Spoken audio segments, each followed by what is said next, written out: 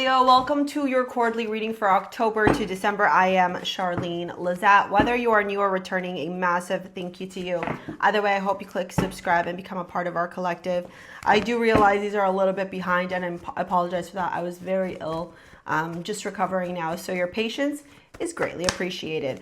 In the quarterly readings, they are meant to overlap your monthlies and your weeklies, okay? They are complementary, and we're going to dive into the overarching themes that you can experience for these next 3 months.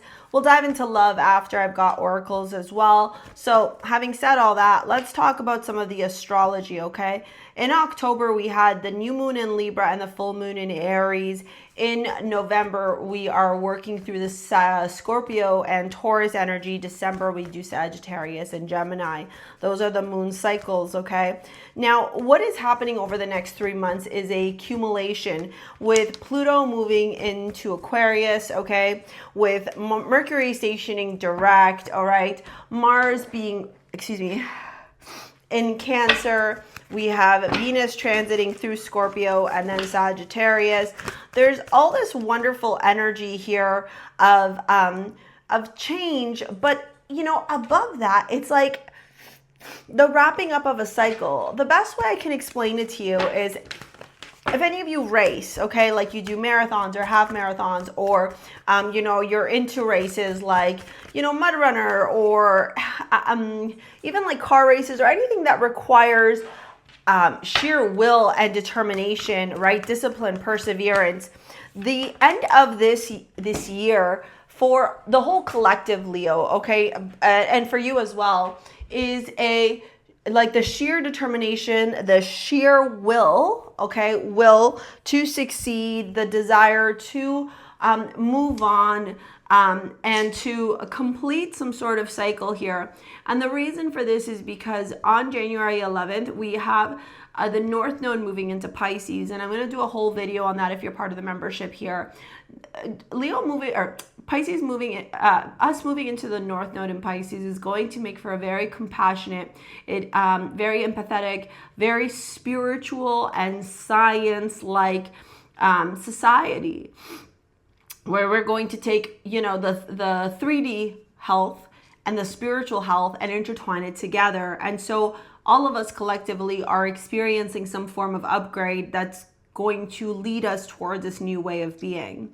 Now in October, we have the Lovers, the Queen of Wands in the World. I love that you're showing up here, Leo. To me, there is a choice that you are making, a finite decision here with the Lovers, the Queen of Wands in the World. You're wrapping up a cycle here. You're purging and letting something go. You're turning around and saying enough is enough. I see a lot of you have felt potentially very torn in your relationships, okay? Potentially felt like you are, you know, the other option or the other choice, or just felt, I guess the best way I can describe it is very disrespected by some people. And what's happening in October is you're realizing that you're going to put yourself first. And this is the kind of energy that offers you perspective for great change, And the reason for this is because the minute you start putting yourself first, the minute you start respecting yourself above all else, what ends up happening, Leo, is the energy around you starts to change, because people see that they can't take advantage of you anymore, right? They can't take you for granted. They can't disrespect you. They can't insult you because you're not going to let them insult you anymore. And so I really like this for you. To me, when I look at this energy here, it's kind of a wrapping up of a cycle and a new chapter beginning in your life. So it's like one door closes and another one opens, and you're hunky-dory about it. You're not complaining. You're not crying. You're turning around and going, you know what? I realized, like, this is the shit that has to happen, and so be it. With the void here, stop, embrace winter, great cosmic womb. The big message that I'm receiving from all of this is that you're comfortable with this transformation. Maybe, you know, your Scorpio house is activated, potentially with the transits. I don't know your natal chart. You'd have to book a session for me to look at that. Okay, but if you know how to read your natal chart, you know, go look at your Scorpio house. There could be some activation there, maybe even your first house as well, right? The house of self that we have, okay? And so you're realizing that you got to value you first. And because of this new realization or this new way of being energetically, people are now responding to you differently. And I really, really like this for you. As we move on to November with the Eight of Swords, the Two of Swords, the Ace of Swords, and the Sun here. First, this is you. So there you are showing up again. That's what I was saying to you. Like, I feel like there's a whole new Leo. Like, get out of the way. She's back, or he's back. You know, maybe for a minute there you were, you know, in that like lower octave Leo energy, cowering, feeling lesser than, feeling undervalued, unappreciated, or feeling like you're in competition with other people. But babe, that energy is quickly shifting. And I like this for you because it's like you're coming out of the woodworks and you're like, I'm here. Remember, I'm the boss.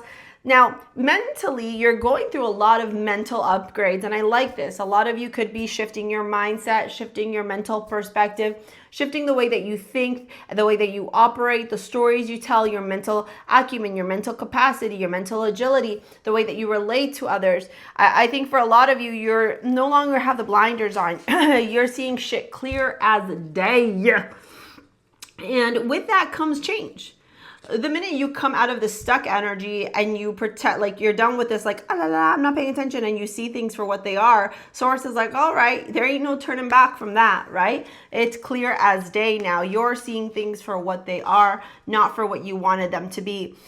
You know, this could look like a realization in a romantic relationship. Oh, this guy or this girl is definitely not for me, right? Or they're the problem, not me. Or this could also look like you realizing the stories that you tell yourself are a direct result of the reality you're living. Or maybe you're paying attention to your eating habits, your behaviors, the way you're showing up in relationships and how they're not serving you anymore. Now, as we dive into December with this abundance card, I am a limitless being and I can manifest whatever I want into this physical reality. Seven of Swords, the Fool, and the Six of Cups. This is where you're putting you first. You know, some people give the Seven of Swords a bad rap, and in some aspects, I would say, yeah, the Seven of Swords is a bad rap. But the Seven of Swords is also about cunningness. The Seven of Swords is also strategy. The Seven of Swords is also keeping things close to the chest. And here you are not telling anybody about your plans. You're being very hush-hush about your long-term goal, your long-term plan, and you're really focusing on your future and getting back to a place where you feel a lot of nostalgia, a lot of peace, a lot of ease, a lot of bliss in your life. This could have been, you know, a result of you leaving a job or leaving a relationship or planning to leave a relationship. I see this energy really show up a lot when somebody, and I will say I have a lot of women clients, okay? When women are planning to like leave their husbands, their partners, this could also be your job as well, but they're not telling them that they're leaving, right? It's like you're not letting people know your plan. You're just hush hush moving along, doing your thing. Now, I'm going to dive into your love reading. For the video I'm going to pop at the very end, it's going to be about how to manifest anything that you desire into your life, because I really feel like you're willing here to cut your losses. The ego says stay. The higher self goes, staying one day longer is not going to make things better. It's just more of a realization of where I need to leave, right? So the Knight of Pentacles, the Seven of Cups, and the Emperor. Yeah, this is for some of you, Judgment. You know, I think you stuck around for a long time, potentially for some of you. There it is, Queen of Cups. Yeah, you really poured your heart and soul into this dynamic. And, you know, for a lot of you, this is a wrapping up the world. For others of you, it's a realization of the type of relationships that you have been attracting.